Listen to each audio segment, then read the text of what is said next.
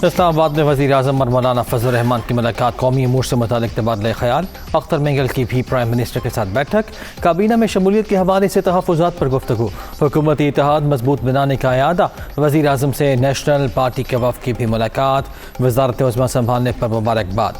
सूबाई खुद मुख्तारी का हामी हूँ, बलूचिस्तान के वसाइल पर वहाँ के आवाम का हक है।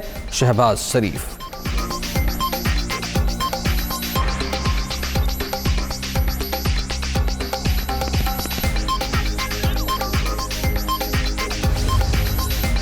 और NRO 2 कबूल नहीं, कौम को बाहर निकालूंगा। शहबाज शरीफ और उनके बेटों पर करप्शन के केस हैं। सारा वक्त इत्तेहादियों की ब्लैकमेलिंग में गुजरा।